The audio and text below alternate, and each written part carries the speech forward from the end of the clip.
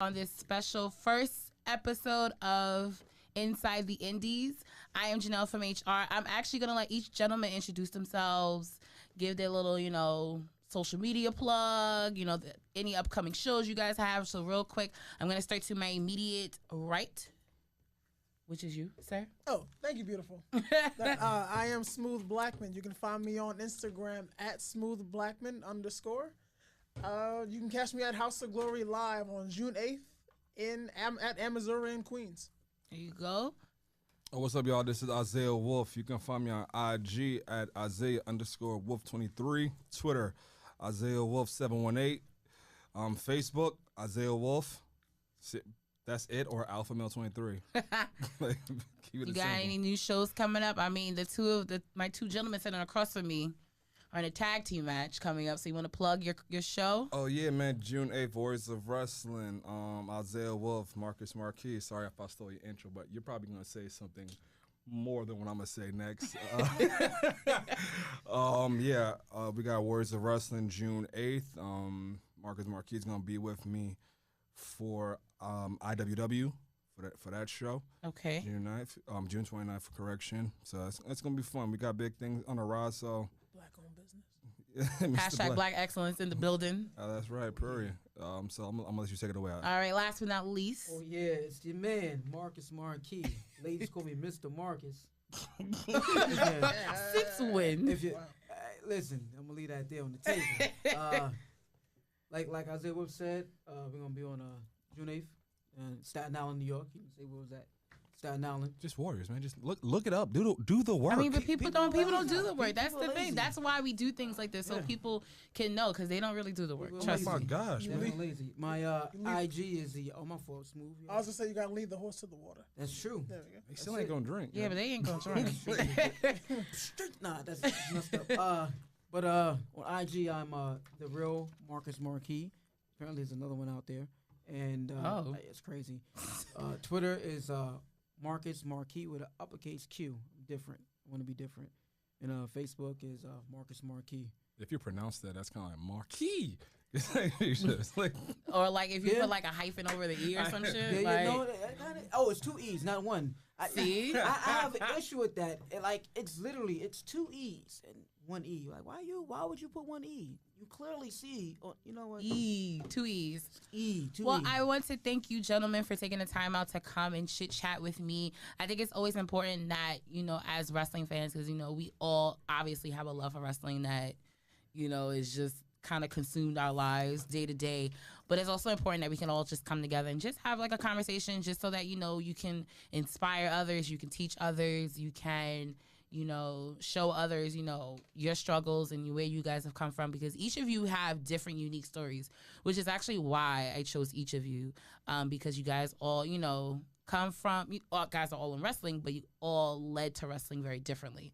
So I'm actually going to start with Marcus Marquis with 2 E's. Tell us a little bit about your beginnings. Where did you train? Some of your inspirations in terms of wrestling, like favorite wrestler, some, marquee matches, during your childhood that you watched and you were like, this is why I love wrestling. I trained in my backyard. I started bumping on my bed, doing swanton bombs. You took bumps as a 6-year-old? I was 5, to be exact. I was 5. No, wrestling was it was like a bonding moment for my dad and I. So, like, he would sit there and watch wrestling, and I'd sit on the floor. And that was, like, the only time, like, we could have, like, quality time together, because he was always working. So that's what drew me to wrestling, because I wanted to spend time with my dad. But then, like, I fell in love with it. One of the people I really liked to watch was Bret Hitman Hart. And it's just something about his presence in the ring and everything like that. A lot of people don't like him. Some people say he's boring, but I liked it, whatever. The technician part is pretty cool, interesting to me, how he would get in and out of things. And just looking at matches now, like, furthermore, it's very, very interesting to me. And I take a lot from it. And even his brother Owen, I like Owen, very, very innovative at the time where people wasn't thinking about doing things that he did. He did 220 pounds, flipping like he's like 110, like he was a cruiserweight. Yeah, like it's crazy what he did, and that was like the basis of it. That's what got me into wrestling. So wanted me to be a wrestler. Every time I would play video games, I would like my name would be Bret Hart. So you'll put the name in and be like Bret Hart. Wait, so were you like Bret Hart, but you like your character was black? No. Like I'll play like Jeopardy. I'm old school, so I'll play like Nintendo with Jeopardy. It'll be Bret Hart. Okay. Yeah. Got you. I was obsessed. Weird. They had Jeopardy on Nintendo? Yeah. And you learn something Jeopardy, every day. Rescue 911. My brothers are older than me. I'm the youngest. My brothers are 10 to 12 years older than me. Oh God. Yeah, so they had like I had everything: Atari, Genesis, Sega Saturn, all that. They stuff. probably hated you for all the stuff you had. They didn't have. No, they had it. I just. Oh, it always passed down to passed you. down to me. Yeah. Hand-me-downs. The hand-me-downs are the best The stuff. only thing I owned was a Nintendo 64. That was mine. I was like, yeah. Who bought Jeopardy? I don't know. For Nintendo. It was there. I think it just came with it. Oh, it was built It built in. just Like here. came with the game. No. It was an actual. Really? You probably got. Jeopardy. All right. Well, how long have you actually been wrestling? And once again, where did you train out of so that people at home and listening can be inspired? Oh man, I train out of Warriors of Wrestling. That's out in Staten Island, New York, so far. Man, it's coming up on 4.5, 5 years now. Okay, it feels like longer than that. Yeah, quick. It feels quick. weird. Yeah. See, that's Wow. messed up. See what I'm saying? Wow. People don't appreciate what he did. Like, I mean, me personally, I think Owen was the better technical wrestler, but that's just me personally. That doesn't mean I hate Brett. It's just I thought that, Owen was the better technical. But then when you put Brett against HBK was the entertainer to me versus right. Brett was the wrestler. It's right. It's also like wrestling as a whole. It's like it's so many different pieces of it that each person takes what they want to take from it, and that's what makes them them. Mm-hmm. So it's like you can't say, "Oh, this." You could say it, but you kind of be wrong. Say, "Oh, this person's not that good." Well, they might not be good at entertaining, but they're good at this. Right. You know And what I I'm think saying? that's just the kind of like pluses and minuses in wrestling. Yeah. All right, Isaiah Wolf, tell us a little bit about your upbringing. What got you into wrestling? What wrestlers have inspired you? All that jazz. I was forced. You were not forced. Yes, my dad forced me to watch wrestling. I was like the only boy, honestly, out of 4 daughters. So So you had to get all that sports I and didn't have a choice, and all of a sudden, but he messed up because I got like addicted to it. So every time he would come home from work, whatever move that I learned that I thought I did well, he would be the brunt of it. So like he'll come to the door, drop kick, and I ain't get height, so it'll be right to the knees. I hope when Maddie turns like 10 and hears this, that she could be like, see, this is why I do this to you, because you did it. My daughter throws a mean super kick. It ain't high, but it just, hold on, let me back, let me do this. It's an impact. It'd be crisp. You never see that. Never see it coming. So what was your favorite wrestler growing up then? My favorite wrestler growing up, like my boy Oos, it was also Bret Hart, but then as I started to get like more well-rounded and more worldly, D. Malenko. Yes. Sorry to say, I'm like Benoit versus D. Malenko in ECW, where they got like when they got free. No, don't say sorry to say it. Free, I feel like when they got free, I'm like, cause you said when you said my favorite wrestler was Chris Benoit, I'm like, oh shit, no, but see, and that's my like, issue you can't mention at that, times brother. with wrestling fans is like you kind of gotta separate. It's like separating church and state. You know what I mean? It's like everyone at this anyone that honestly knows wrestling knows Chris Benoit is by far one of the best technical wrestlers. The best. It is, and The it whole makes, time. and I mean, once again. And I used to when I broke it, I was like, yo, I wanted to be Chris Benoit, like intensity, his style. Like once I saw AJ, I was like, that's my guy. That's my guy. And like once I saw the X Division, I was like, my first introduction of watching NWA TNA was because of Head of State, Chris Rock. I was like, he get that chair shot from Road Dogg. I'm like, yo, this is a real promotion. Oh shit! I gotta check this shit out. $10 a month. We're gonna get there. Don't worry. I'm like, nah. From there, just like once I started seeing, I'm like, yo, there are guys my height, my size, just doing, actually being the main event of promotions. I was like, yo, this is something that I can get myself into. Pretty much, like I got closest with amateur wrestling back in high school. I was like, oh, all right, cool, man. Kurt Angle. I'm like, yeah, I'm gonna be like the next Kurt. I'm like, but I'm black. You're So black. Yeah, I'm like, that's I'm like, so so far-fetched. Shelton Benjamin? yeah, but I'm like, he helped me out. But when I saw Shelton for the first, I'm like, well, he's tall. I'm He's like, Shelton Benjamin is tall. This is the bro. This is the brolic black guy, and he wrestles. I'm like, all right. Well, we'll just do it my way. Taz. So Taz, I'm like Taz Taz, but like, you know, that's Yeah, debatable. I didn't Well, know. right. I was gonna be like, that's a That's little debatable. debatable. But then as I got further along and I started watching more stuff from New Japan, Ring of Honor, like Kenny Omega, his athleticism, I try and like gear not most of my style from him, but like bits and pieces from people that inspired me. And I kind of like working into my character or just my charisma. All right. I actually started at Gleason's for a bit. And took some time off, got my shit straight, and next thing I know, I went towards the wrestling after linking up with this dude. I hit him up. My wife pressed him. Yo. She like, so what's good with Warriors? I was like, how you doing? I'm She's down. by far the best low-key manager you've ever I had. was like, hey so. man, what's going on? I'm down now. He's like, yeah. So from there, it's like kind of got the ball running from there. And how long have you been in the game? Started in 2015 full time, and now about to be my fourth year. So. Oof. We'll see what happens. I feel like it's really been just like yesterday. Y'all started. Like, it's just always amazing. Yeah, it's like the fastest 4 or 5 years, I think. It gets quick. I say it gets quick because of the fact that when you first start, it is prolonged. Because once you get like when you have to learn the basics, it's dragging ass. Because you got rolls, bumps, more rolls, bumps. Oh, hey, we're gonna learn something new. All right, not you. Working your rolls, bumps. All right, cool. Now we're gonna do lockups. Oh, your lockups ain't shit. Let's try this again. All right, cool. Go back to rolls and bumps. Fuck. All right, cool. All right. And next, once you learn the basics, then it's like, all right, cool. Now I want to get booked. Right. You're like, who are you? And we're going to talk about booking it down the road. All right, last but not least, Mrs. Smooth Blackman, tell us about your journey, where you started, how long you've been wrestling, and some of your inspirations. I've been with House of Glory training for the past 6 years. Oh my God. Past 6 years. I had my debut match June 28th, 2014. So my anniversary is coming up. Listen, I'm going to do it big somehow. Probably going to hurt somebody. Oh, that's intense. Yeah. not really. You just like, I'm mad. Not really. You feeling it? I'm like, You gonna take this bump. Well, what are some of your inspirations in terms of you starting to become a pro wrestler? My earliest memories were I was really small. I had to be 4. I remember my mom wasn't a wrestling fan, but my aunt was, so she'd have the video cassettes, and I think it's WrestleMania not 5 or 6. Whichever one the Toga Party WrestleMania is. That's 9. That's It's 9. 9? Yeah, That's man. 9. My first memory is is it? Because they was in Caesar's Palace in Vegas. It's Heenan that came in backwards on Yeah. the camel. Yep. Yeah. That's 9. So that's my earliest memory. And also, I believe Jeff Jarrett's on that show.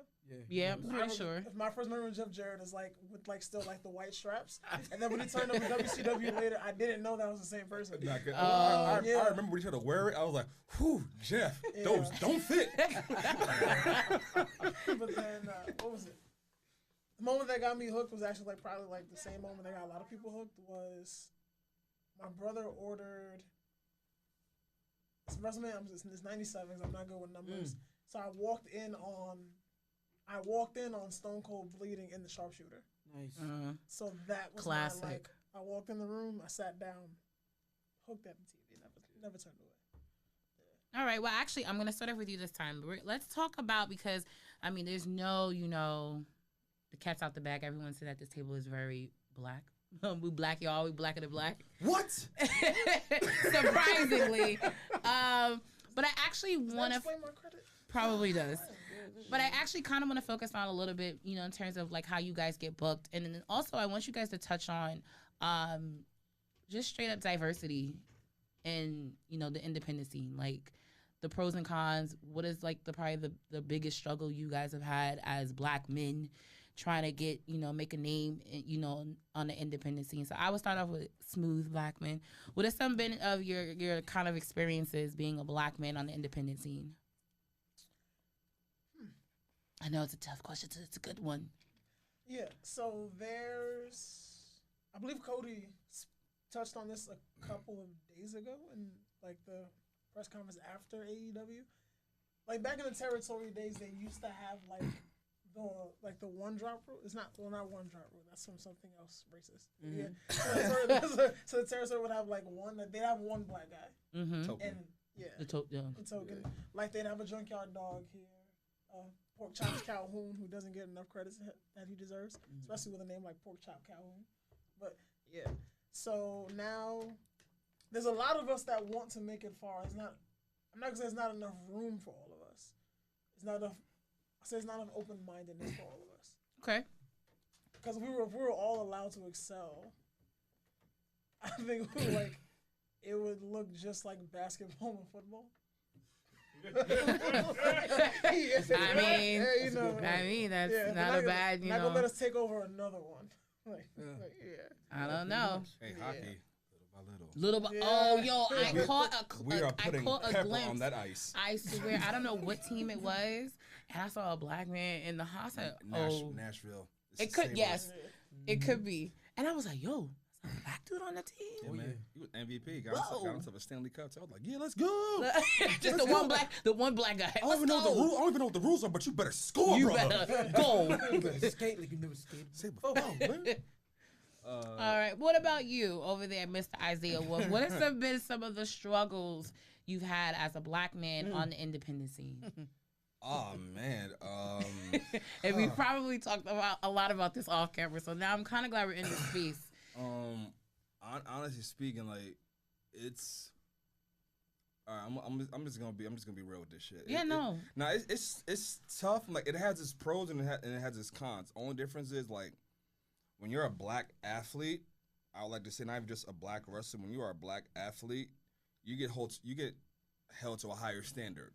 Like you just can't please just one demographic. Like I might be my nickname or one of my catchphrases or one of the things I'm known for is the American gangster, but I can't be the American gangster to just predominantly black people. Like I can't just like how I'll talk to you. I can't be like, yo, what's up, son? Are we good and shit like that? Like, I'll do that. Don't get me wrong. I'm myself. Yeah, we know. Like I'm myself 24/7 and whatnot. But now it's like, all right, wrestling is just not one demographic. I gotta please to other motherfuckers. I like to call it how I like to deal with it. I like to consider it financial bonding, in a sense. I gotta please the motherfuckers like poor class, middle class, rich class, like the Jay-Z mentality. Like all of a sudden his music touches everyone. It's just not he touches just black folks. He started off, big black following, but as he started to grow, right, he had to realize, oh shit, my money could be better if I commercial myself much better.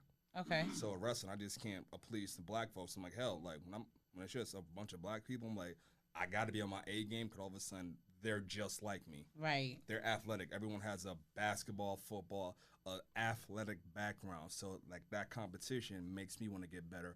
Plus, how I talk shit, these motherfuckers ain't gonna get offended. Like, oh, word, motherfucker, sir? That's how you feel? Right. All right, cool. I see your ass out in the ring. I'm like, I bet. But when he's like, all right, cool. And I'm in a room full of white folks. I'm like, hey, what's up, guys?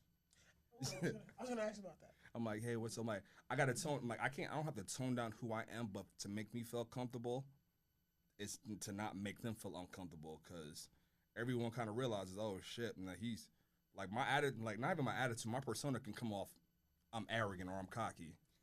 I'm like, you don't say. I'm like, shit. And not I'm like, and honestly speaking, from every seminar that we've been to, I'm like, there's always gonna be that mystique that comes from not just myself, but from a fellow black athlete. Mm-hmm. Like all of a sudden, that's just how we roll. That's just our swagger. That's not us trying to think that we're better than you. It's just the fact that we come from a neighborhood or a community where all of a sudden we're competing with each other. Like honestly speaking, like if I'm tagging up with Smooth or I'm tagging up with Marcus and whatnot, like our job is not to compete with just each other. Make sure that we both look good, and all of a sudden we want to provide the best out of each other, but we want to provide the best out of everyone that's on the show with us. Right. So my job, me personally, I'm like, my job is not just to show that I'm gearing my talents to just to please my own culture, but I'm appealing my talents to please to everyone. And if people get pissed off about that shit, that's not my fault. That's not on you, yeah. It just comes with the territory of being a black person in pro wrestling. Like the first thing that they say, wrestling. Now, if I recall, wrestling is a fucking sport. Correct. To play a fucking sport, you got to be a fucking athlete. And Bars. I'm like, Drop a 16 on him. and for every and this is when and I always feel like shit gets deeper than what it is, because when you want to breed athletes, where do you go? Go to the urban communities. Like I'm like all of a sudden, like for instance, like this is when shit gets like, I want to say it gets outside of wrestling, but it gets more into real world situations. When you want to get a baseball player, when you want to get a motherfucking baseball player, where you go to? You flying that ass to the Dominican Republic or to Cuba? I'm like, yo, Period. or like when you want yourself a good linebacker, a good running back, a good wide receiver, Take your ass to the South. you're going to the South. I'm like, all of a sudden, when you want the person that's gonna put that leg work and be the workhorse, I'm like, you're looking at the minorities. But when you want that star player, you're taking your ass to the Midwest, Oklahoma, and all them other motherfuckers, Iowa. like and shit like that, man. for that star, for that person that you could put on a poster. I'm like, nowadays, I'm like, luckily with the help of, like, I would say, like Cedric Alexander, Shane Strickland, and Leo Rush, and other athletes that are starting to get the light. You're seeing all of a sudden, hey man, we can be fucking stars. We can be your top guys too, man. I'm like, it's not about fucking color. It's just the fact that all of a sudden, like, we'll work harder to make that shit happen. Right.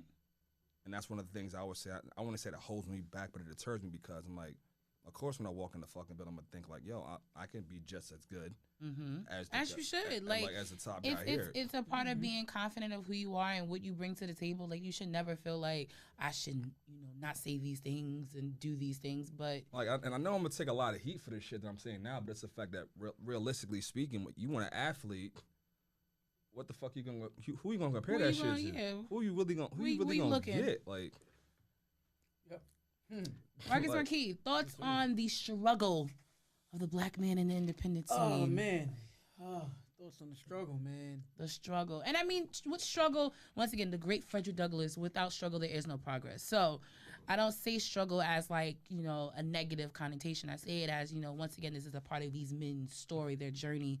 And right now they're going through it so that, guys under you guys that come after can say, you know what, these guys struggle for me. Because when you think about it, you think about Junkyard Dog, you think about Mark Henry, you think about, Booker T, you think about all these guys throughout the history that have opened up doors and stuff like that. I wouldn't even say they opened up doors. I just the fact that, like, they wasn't able to talk about they struggle until after they made that shit. Right.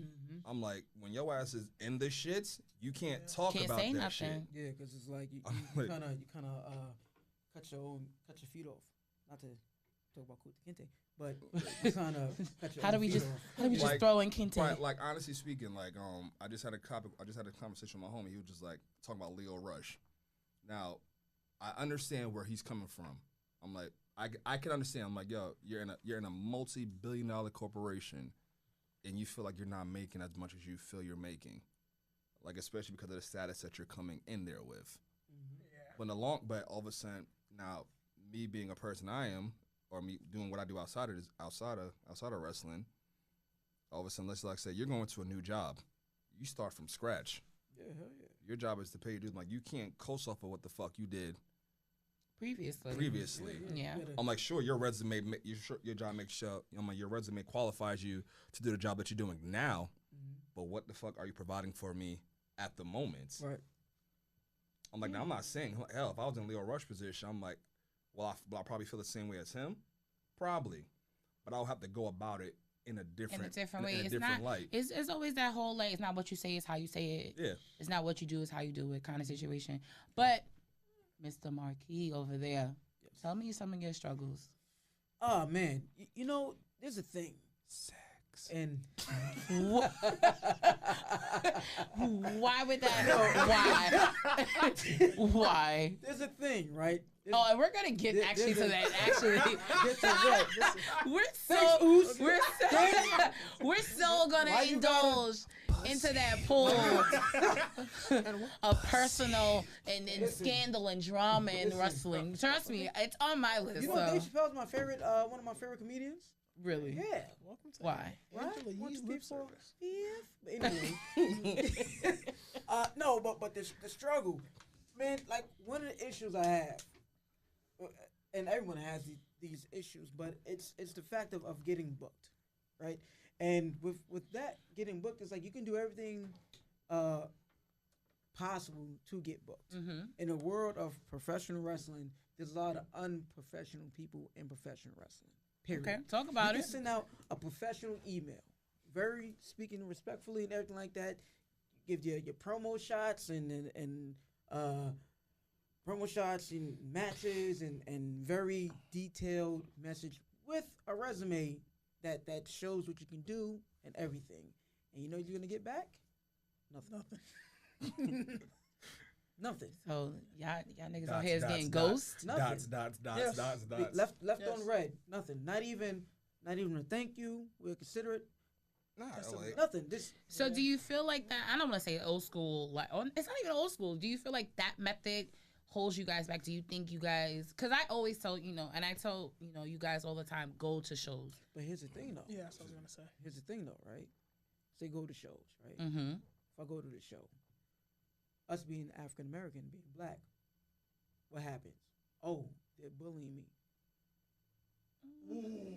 So it's like, what do? I didn't think about that because Because if I show up, Well, you already look like a bully, so if automatic. If I show up to a show and I just sent you like 5 emails, you get back to me. I'm coming to Now it's inquire. intimidating. Now it's like, oh, I feel threatened. I feel threatened. Yeah. Why do you feel threatened for? Oh no, he Did I pressed me for a job. Yeah, like did I say anything to you? He wants to work for me. He wants and to then, work and for then the only thing is, His only thing fee. I asked for was like, yo, just give me one shot.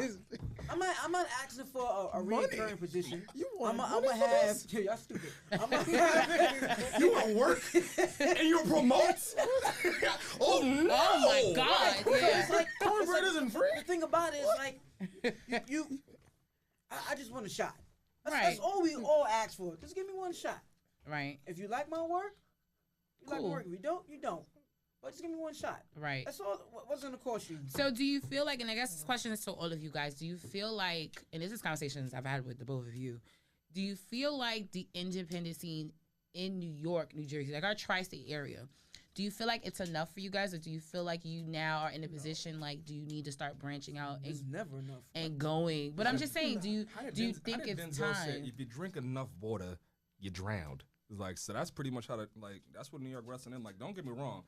You make it in New York, you'll get seen Yeah. outside of New York, but you want to get seen everywhere. Everywhere. Yeah. I'm You have like, to- and you it's have just, to leave. I'm like, I find it funny. I'm like, I know everyone we like to call the independent scene, but this shit's just the territories of the modern over era. It is. When you think Because about you it. can't break into the West Coast easily. They got that shit on. So, yeah, unless you and from there, I you're not agree. getting you're not booked getting there at all. in there. At all. Like, Like- everybody that, and I've seen that everyone that literally kind of like works in bar wrestling is from that area, like from the California West Coast area.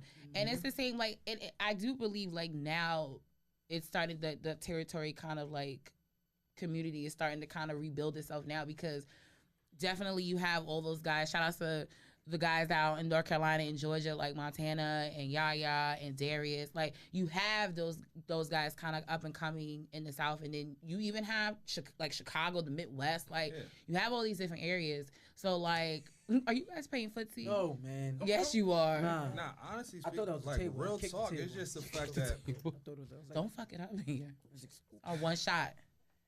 I already said like this is a territory. I'm like, and Jim Ross and them said it best. Like, yo, wrestling is like the mob, in a sense. Every territory has their core guys, But and their core I've guys told has Sir Wilkins, people I they said fuck wrestling with. is a fraternity. Like, I went to college, and the more and more I look at it, wrestling is dead ass a fraternity. Period. is. Like, it is by far the most. It's not even on. It's like on some Mason type level shit. Like, it's like you gotta really know somebody that knows somebody. That's why.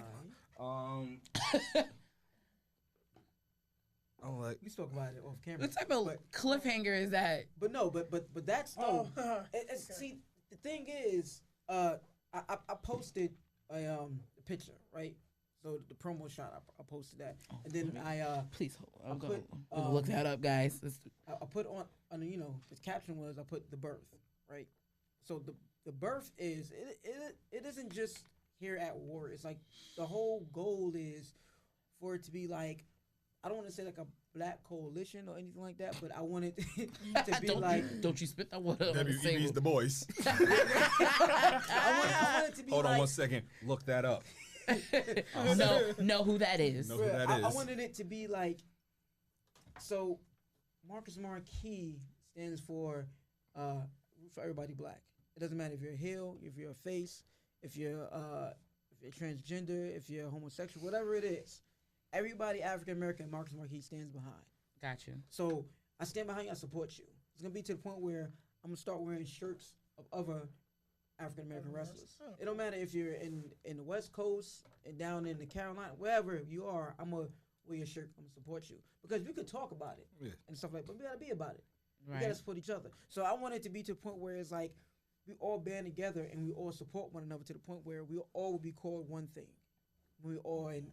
So Smooth could be in North Carolina. Wolf could be over in the West Coast. I could be in the Hickerstown of Hickstown. Right. Wherever, West Virginia. right? I was thinking about like Montana. But, but we could be there, and if it's a bunch of us together, we'll be called this group. Kind of like the Bullet Club, but better. All right. In a sense. I'm all about being. And that's the mindset like that. I kind of want to portray and put that out because it's like, if we not gonna support each other, who will? They damn sure not. And I always say, like, I mean, as much as people don't, want to be like, Kofi winning was, like, oh, it's just another champion. Like, no. You gotta understand, like, the level of representation, hashtag representation matters is a real life thing. And it's no matter where you are, who you are, like, we can only represent each other the best way we know how to.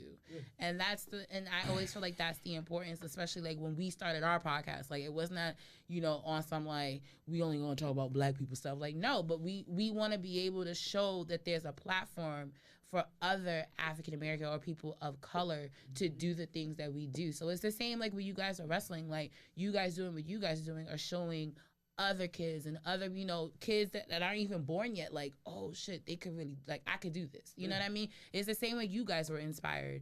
So actually, I'm gonna throw this question to Smooth Blackman that's sitting on to my right. Marquis state of mind, y'all. Ooh, bars. Hashtag that. But I'm gonna throw the question to you. Since you are a part of a tag team, I am. what has been some of the pros and cons of being a part of a tag team that you've experienced? Because, once again, my two gentlemen, even though they are tagging together shortly, they, most of the time, well, you were in a tag team too, so. Everyone here is a tag team specialist. Oh, I used to be a tag team. Yeah, but your tag team partner is a little. Isaiah, I'm gonna call a spade on that one. Like, yeah, Isaiah saw money. Isaiah saw more money, dolo. For that time. Yeah, we know. That's why I didn't even. But that's why I didn't even propose that question to you because I was just like, "Were you really a tag team?" It was Isaiah and his partner. Thank you, sir. When you try to be discreet about some shit, like, it's always one. Yeah, it's like always the Ivy one. Like, come on. You got that, there's no that one person in the audience. So I was like, I'm gonna tell you a story. That time he was in jail. This nigga here. Thanks. They didn't know that. They didn't know that. Those are watching. We knew what we were talking about. But tell me a little bit about your journey as a tag team partner. And the pros and cons of being a part of a tag team. The pros? I'll start with the pros first. I think that's always a good thing because you guys are still a tag team, so. The cons. I can see him now. That's how you feel.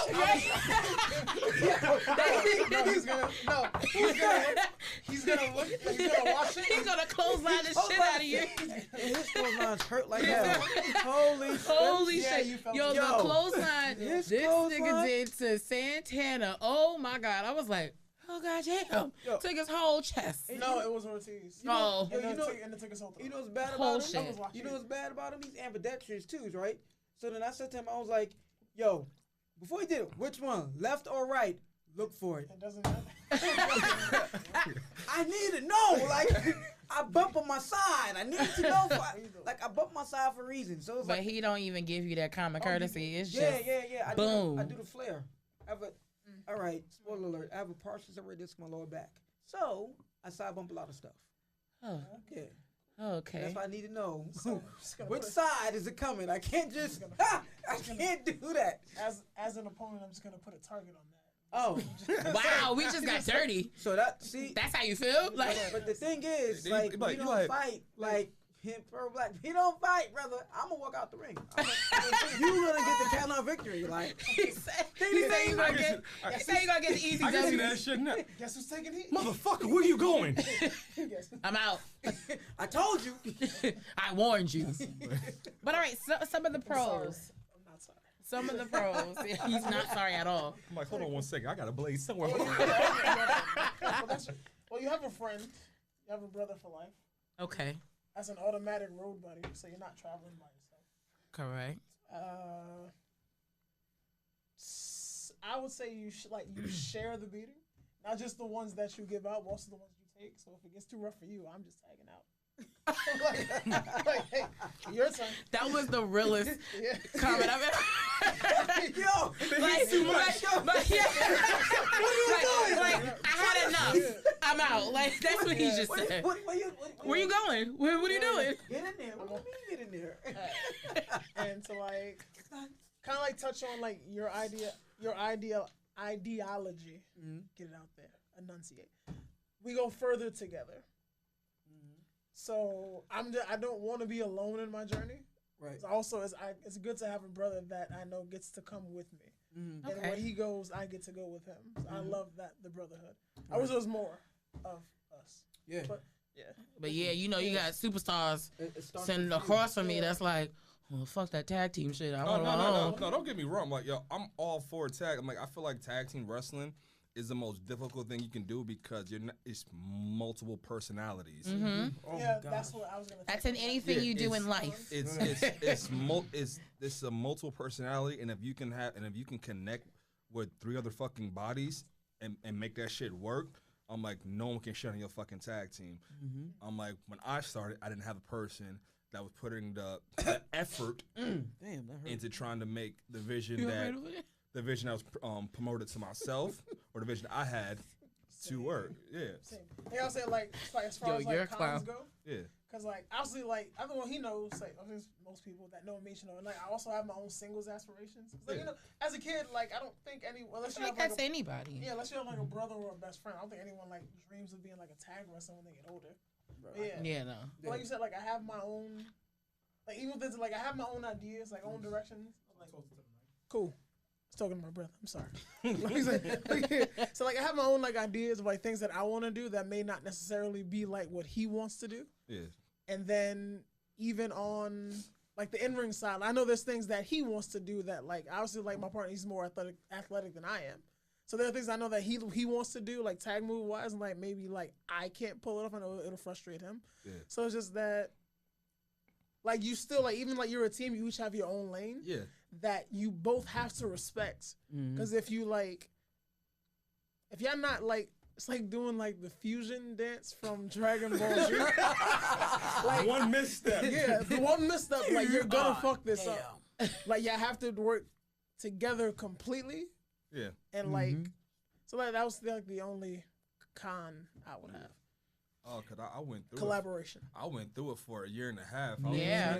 I love I love my old partner to death. I love him to death. All of a sudden, he's like a little. Listen. He's like a little brother. He's like a little brother to me or whatnot. But there were He's hard. No. Oh, he's He's hard-headed as I was like, What? But there were No, some he's motherfucking not. times I was just like, this doesn't match shit that we are doing. Why the fuck are you a prince? Where the fuck the cookies come from? I was like, bruh. It's crazy. That was. I was like, son, Oh man. come to, yo, I got shit. I want to work. I was having this dream. Wolf. A dream about fucking cookies. About fucking cookie. What the fuck are they gonna call us? What type of cookie monster shit is that? What kind of? Well, Yeah. I'm like, and it was the fact that I was like, all right, cool. I'm like, yo, we're a tag team. I'm like, I'm like, I created it. This this dude said, look Cookie and the Monster. It's a good Like idea. it was a It's genius no, thing. It is a genius. That was a good idea. genius, but it's That like, like some No. random, You're implying that random he's Sesame sweet Street and shit. he's- Right, like The Cookie and the Monster. like that's some shit Maddie would have came up with. I'm standing by it. I'm like, That's some shit Maddie would come But up the with. how For real, he for said real. it was just He was like so giddy. He said it with so much No, confidence. he said it with so much confidence. And he confidence. does that all the time. Even Shout out if, to even Leo. if he's wrong, the sky's red. Are you sure? Yes! this guy, man. But Tag teams, it's man. tag teams are interesting. I They're- feel like, you know yeah. what is crazy? I feel like that era that we grew up in, there were a lot of tag teams. Oh yeah. A lot. Like a lot of stable. And that's why, like, for me, greatest stable of all time is going to be Four Horsemen. I don't care what anyone says. That's always just going to be my personal choice. But I feel like that 80s, 90s was mostly focused on stables and tag teams. And now we're in an era where it's kind of like every man for themselves. Like, which is essentially why I feel like, you know, especially in WWE, their tag team division is lackluster because there's no real, like, besides the Usos, it's pretty quiet town. No, I feel like there's. wouldn't I say feel like no, the tag team division is. I feel like WWE has a strong tag team division. Just don't push it. Exactly. I'm like, you have a bunch of great teams. It's just the fact that you focus on what makes the most money. I'm like, honestly speaking, I'm like, New York Wrecking Crew, great fucking tag team. Absolutely, I you agree. You put them in an E against a team, like all of a sudden, like they're hard hitting. Like that last, like, you know, last time you guys, you know, New York Wrecking Crew versus LAX versus OVE, like, I was super excited for you guys because I feel like that gave you guys the opportunity that I think you guys have been looking for a very, very long time. And especially being on Impact. Oh, Lord. Especially being on Impact, too. Like, I just think, like, that was just that moment for you guys. And I know you guys have kind of had the last year and a half and change, you know, with your partner having his injury and then his comeback and, you know, you trying to figure out what you wanted to do. Like, I feel like with tag teams especially, it's always kind of like that. It's that interesting dance that you guys kind of got to have the right, you know, the right move, but everything happens at the right time and the right place. And I definitely think that last show with Impact, I think was, you know, just the right time and the right place for you guys. What did you think about your match? I liked it. My biggest takeaway was that I can survive in that environment. Just having like the Impact roster around and being on that show. Mm-hmm. And I'll even say it, like, I don't, like, I'll say it like, in some like I've been to Impact shows in other places, and some towns like our regular hog shows draw more than them. So it's just like, it's really just like the bright lights. That's no shade. That is the Yeah, truth. it's not just like truth. They get everywhere though. Like they are an international company. Yeah. But it's just like the more so professionalism, like the agents being backstage, the names that they have on the roster, like the legends that are like helping run things behind the scene, and like we perform pretty well. I got good feedback from the match, so like I just felt like the biggest takeaway was that I can survive in that, not just survive, like I do well in that environment if I was signed to someone's contract. All right. My question to the table, Lord, shout out to Red from House of Glory. My question to the table, because I told you I was gonna get to, you know, that. Hold on 1 second. I'm like what you work with OVE, LAX. I would say like they trusted y'all because they knew what y'all can do, and that's why I feel like most promotions or promoters fear sometimes. I'm like right now. I'm like y'all. I would say are a staple of Hogs tag team besides Private Party. Oh, and I'm private like- parties, like And like, and I'm not knocking main private, event, in yeah, essence. but I'm not knocking private, actually really like private Masons, party. too. It's just the fact that, yo, for all the glitz and glam, you need a tag team that's gonna do the dirty work. I'm like, they can have all the fancy gears and shit like that, but when you need a person that's gonna be hard hitting, that's gonna have you talk, yo, that shit looked real. Like it built legitimacy for your promotion, your tag team. Then you got New York Wrecking Crew, and all of a sudden, that's why I say I think most people or promoters or promotions get afraid of. Like, sometimes everyone wants to fucking sizzle, but nobody wants to fucking steak. Mm-hmm. I think that gets. That's why. Like I neglected to like say it earlier. Like one of my favorite wrestlers growing up is Homicide. Yeah. Because like the same era of TNA. When TNA first came on TV, it was like October 5th, 2005. That's like the day after my birthday. So I was like OD excited to see that like on TV. How you know the I don't know, guy? like, damn, like, even I don't know that shit. That was pretty goddamn good. God damn. Yeah, it was that weekend. But yeah, so but yeah, like seeing like I was like he's not well, he's Afro Latino. Yeah. But, like that's like the and like. If you look at my gear now, like I kind of look like that, and it's not even on purpose. It's just that like, It like just this is what like how happened much, that way. yeah, but, like this is like one of my first times seeing someone that like looks like me Yeah. on TV, and like his style, like he is like a high flyer, very good technician. If you watch like his ROH work, Yeah. but like he's a brawler, Yep. and I don't think he gets enough credit for that. Like him and Homicide, Hernandez and TNA. Yeah. It was one of my favorite teams of all time. Dudley's as well. Yeah. They're brawlers.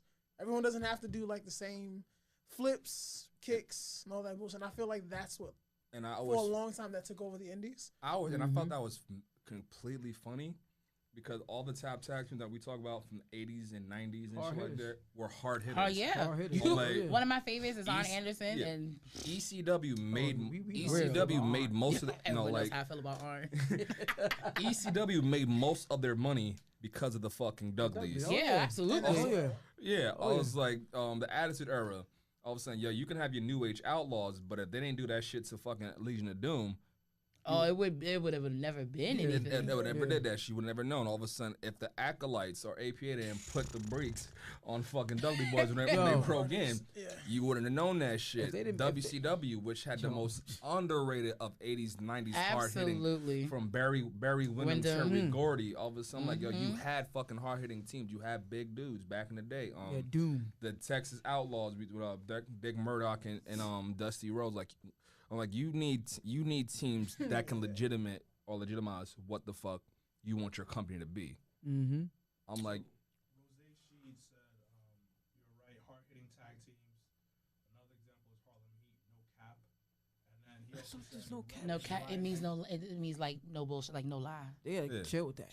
I know, cause I was like, He this also one told me. I said was like, what? Red and Brian XL slacking. He needs to give y'all some merch and a title. Well, there you go. Well, So I mean- merch isn't on. Cheap. Merch is on. she plug. Some merch. Yeah. Okay. Cool. All right. So who is that? Rose Sheed. Okay, so I'm gonna hold you to that when I start selling it. Talk about it. Yeah, Talk you about better it. pay. Cool. Yeah. Pay what you Wait, owe. no. You say this. I have merch. It's just not for y'all. like, Yeah, y'all see the shirts? They got their shirts. It's just not for y'all. He wants to buy some. Look, see, Oh, you get, oh, look, see? you getting a sale See? off it. You welcome. Listen, I sell vape pens. too. sometimes people they talk. Yo, it's not illegal for now. For now. listen. Like, All I got money is legal. That's all I gotta say.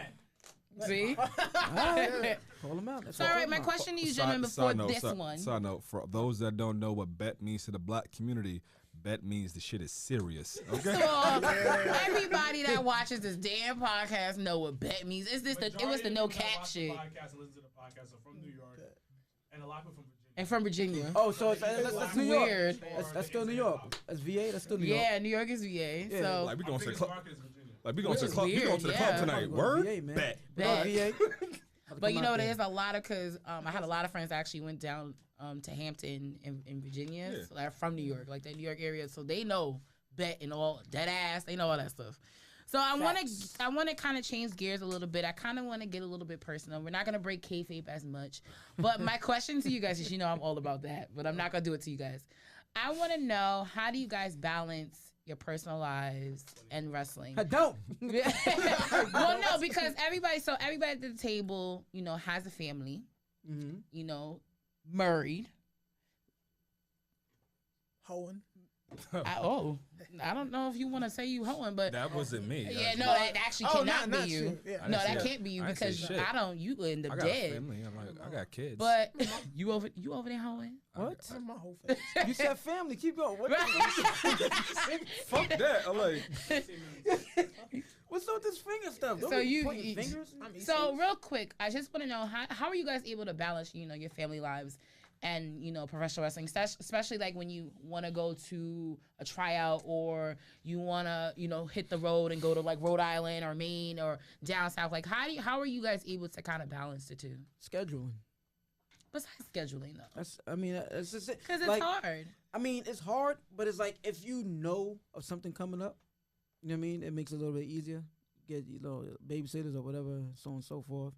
Or you could just be like, I'm going.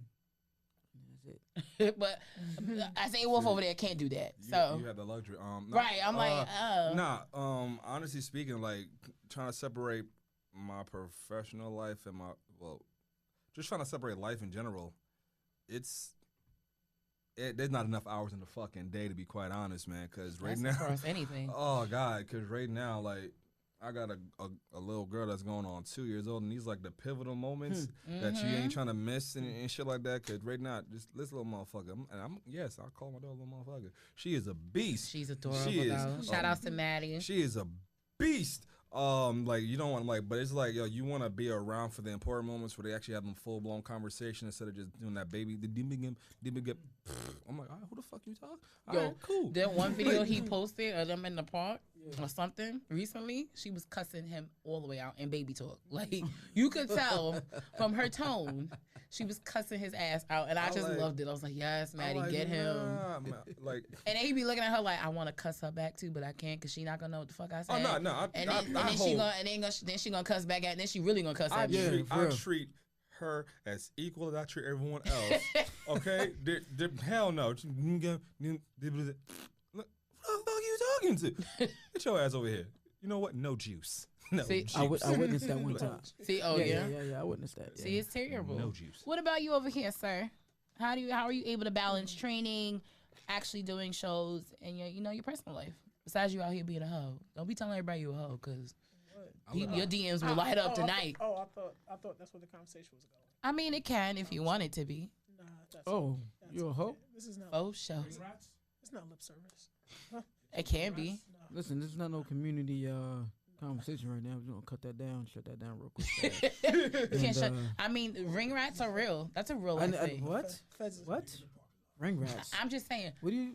How many people know that story? Everybody knows that story. Well, we do. We know that story.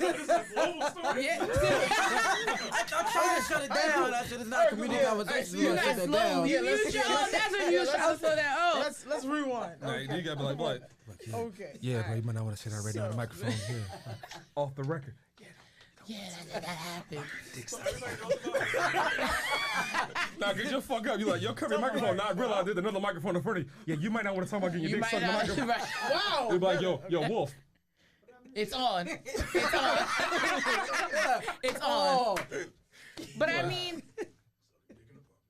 All right, so, why you act like y'all don't get people in your DMs? Wait, I want to answer the question. Like, I saw your last move. What up? Oh, yeah, I wanted to answer the question. Yes. I've adopted the ideology that I'm young and I don't need sleep. Oh, okay. I actually do need sleep, but like we all need sleep. But like I have. He's allowed to sleep with it. Yeah, we have. With his eyes open, shit. We have things to do. Like I have to. You blink, you sleep. Yeah, I have to go to training. I have to work on weekends, or else I'm not gonna get better. Yeah. Oh my God, she plugs all over. You have to go to the gym. I also have to. Not have to be a father. It's my privilege to be a father. It's also my privilege to be a son because I take care of my mother as well. So yeah, and also you gotta have a personal life or else you go crazy. Hopefully everyone's hearing this. Yeah. No, pretty sure even those that are in cars, I'm pretty sure they are all hearing this loud and clear. You gotta have a personal life. So I just don't sleep. Well, I think you should nap maybe. No, that's what he probably does. I think napping is okay as an adult. Like people think I have narcolepsy. I sleep. Okay. People think I have narcolepsy. It's terrible. That shit is always sleeping. Shut up. All right, so we're gonna wind down a little bit, but I actually want to ask this question to the table to you guys. What has been the best advice you've gotten from? What is some of the best advice you've gotten from the wrestling industry, and who was it from? Who's going first? I'm gonna let y'all go first. I gotta think. You gotta think? I thought you had it unlocked. That's what I asked. The best advice you've gotten from the wrestling industry and from whom? I'll go first. Yeah, sure. Okay, don't bullshit yourself. From Amazing Red. Lord. Yeah. So it's just like it wasn't like an attack on me. It was just like it was a regular conversation because it's gonna sound like that. I mean, I wanted to be basically like make sure like you have to be sure that you want it and that you want this. So you have to be able to like before anyone else can say it to you, look in the mirror and know yourself that you want this. Like you have to be willing to put in those hours. Mm-hmm. Yeah. All right, next. Nice. Why you gotta go last? He said because he's long-winded. He like a preacher. I know. And Like, you'll see why. You'll understand why. well, I'm gonna need you to keep it short in Cliff Notes version because we on time. A few people. I'm just gonna do a little mesh up real quick.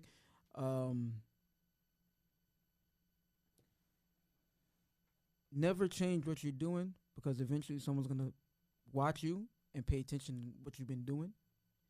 Always pay attention to the little things and just go.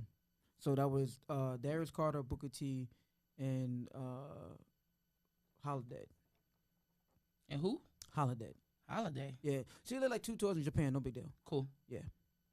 But just go. Just Wait, go. was that the only word she could say in English though? No, she's American. Oh, but she. Yeah. Oh, she's black. Hey, Holiday. Oh. Oh, I love her. Yeah. She said just go. Jesus. But Booker T said pay attention to the little things in between. Because too many times people look at a match and put the match together and we're whatever. It's like, yeah, but what about the in betweens? The in betweens is what makes the match the match. And Carter said, don't worry about what you need to do. Just keep doing what you've been doing, and eventually people will see you, find you. Because he's been doing the same thing for 10 years, and it was just time. And it's like, oh, yeah. Oh, and yeah, timing is everything. Shane Strickland, sorry. Timing is everything by Shane Strickland. Swerve. Shout out to Swerve City Podcast. They are actually filming their second season, I believe, their first episode right now. Yeah.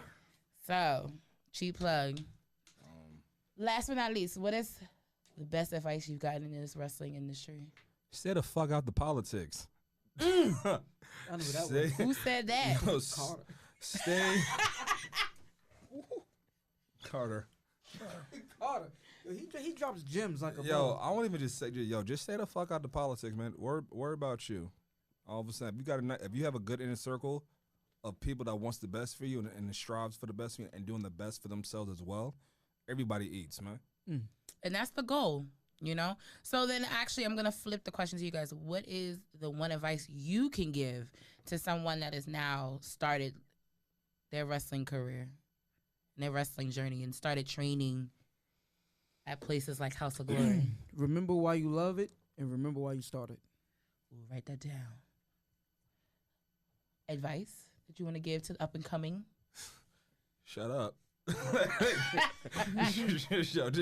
Right now, your first 3 months of your career, just focus on the little shit. Stop worrying about trying to get booked on shows. Just worry about getting the basics. I guarantee you, the fundamentals, you can live off of fundamentals. Like you can, if your fundamentals is strong, that shit can get you far. Stop trying to worry about doing 450s, backflips. Stop trying to worry about being a main event match. Just work on the shit you need to get to the next step and just worry about the steps. Okay. Smooth. I've adopted don't bullshit yourself. Oh, so you just gonna copyright Red? Ride that shit out. Pretty sure that's Pause. Ride that motto out, brother. Oh Lord. So all right, before we do end, last question to the table. What is one goal you have for the next 365 days? And in the next 365 days, when we look at this a year from now, I'm going to see if you guys did it. So I'm going to hold you accountable for your goal. Fuck it. Yo, this is probably gonna get me unbooked a lot from places and whatnot. No, it's but, not. Real talk. My job is to get on these fucking these WrestleMania weekend shows, man. Yeah. Or like these SummerSlam shows, like all these top shows that want to run every time WWE something big. Like as much as I love wrestling, I hate reruns. I'm like, because we have been seeing the same shit every fucking WrestleCade. I'm like, I'm starting not to knock Hornswoggle, but how many times we gonna see his ass at a I don't want to see Hornswoggle. I'm just saying. I'm like, sorry, not sorry. We strive for diversity and to be different, but we can't do that shit if we're not giving people a goddamn shot. And we can't bank on motherfuckers that were signed, then released, and now they're in our backyards again. Like Ellsworth. I'm like, cool guy, but I'm just saying, man. I'm like, it's like when you're in the Indies and go to the E, you start over. Why does it not work backwards? You're in the E, now you're in the Indies.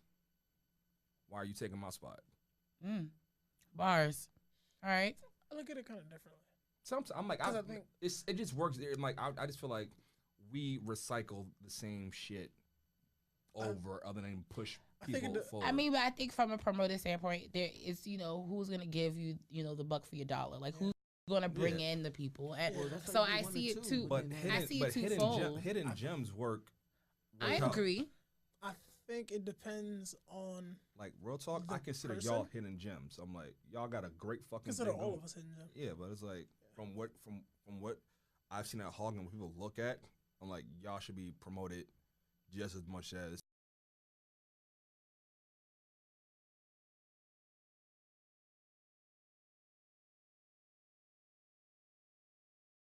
Brother, but I also feel like no, it's cool.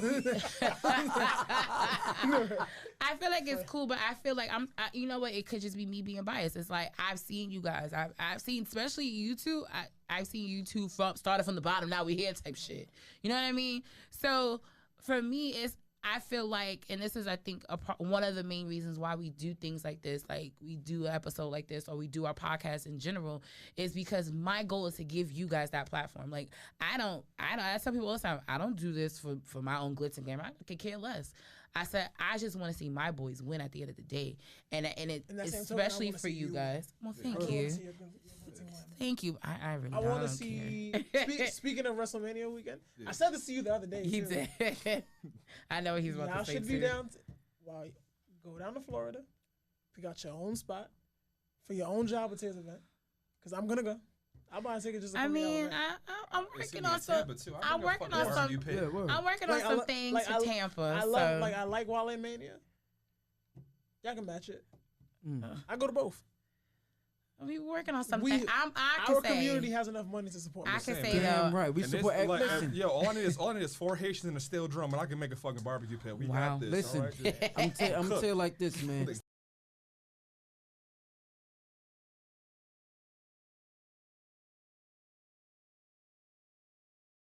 Dry cleaners, so Chinese food. Your goal is to get booked WrestleMania weekend.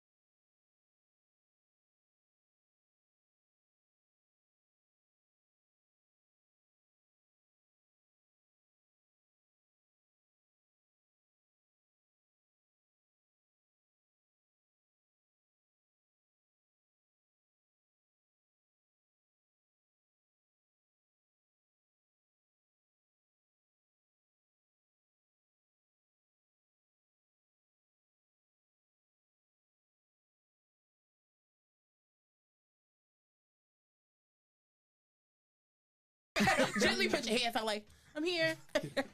Smooth Blackman, one dream, one goal. For 365. For the next 365. So by May 29th of next year, I just want a full schedule. What do you mean by full schedule for those that are listening? Damn weekend. Every weekend. So there's like most shows just run like Saturday. Then you have like the Friday. I don't think everyone runs on Sunday because it's like the church. It's day, weird. Yeah. But they do a lot in Carolina. In the South.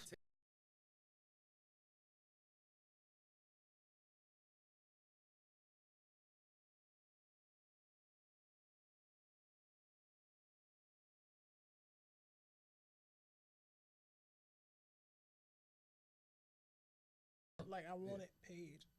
Mm. So I want this person that runs during the week as well. So I could work like 4 days a week, but I want them all paid. Paid A shows. year You from hear now, that? yeah. Not a handshake. Not a I'll pat take- on your back. Like I'll take it.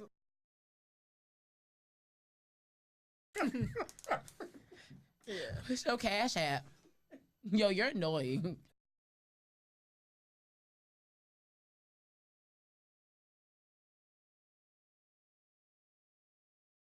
Oh no, I'm pretty sure it Yo, has. what? What is that gonna cover? A chop? The fuck? The gas was 60. Anyway, before as we going to sign, right, just a chop and be like, I'm done. Before I give the gentleman the floor one last time to plug themselves and tell once again any other shows that they have upcoming. I just want to personally thank you guys for taking the time out. Once again, just as you guys take your time out to train, you didn't have to come and chit chat with little old me. So I appreciate you gentlemen for telling your story, your journey, and you know your wants and needs in the business. I think it's important that you guys have that type of spotlight because once again, I look at you guys like family, and I've seen the journey, I've seen the struggle, and I think it's time to now put that out there so everyone else can see and learn and grow from that. So I'm going to give you guys, as this one's gyrating to my left, it's so weird. I'm going to give you guys once again one last time. Have to go home. So yeah, like to go whole swirl. Wrap it up. So I'm gonna give you guys once again, less than 60 seconds. Plug yourselves, IG, Facebook, and then your next show. So Here it is, Marquis State.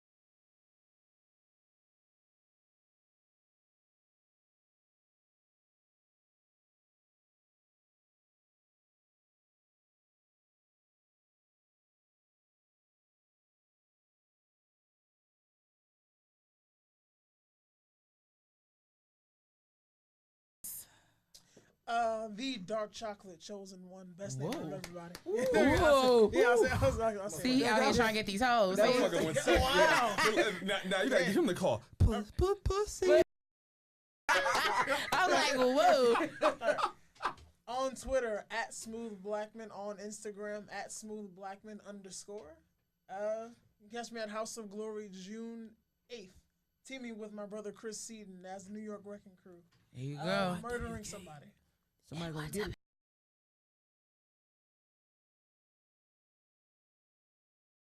it. Smooth. Like, So once again, thank I was told I look mean. what? just, You don't look mean. Next time, Women yo, told me I look mean. yo, just get What? yourself like some. I'm pretty sure you. Get yourself some Vista print cards, just black on black, like black velvet on top of like black. Just like, like what's that. your name?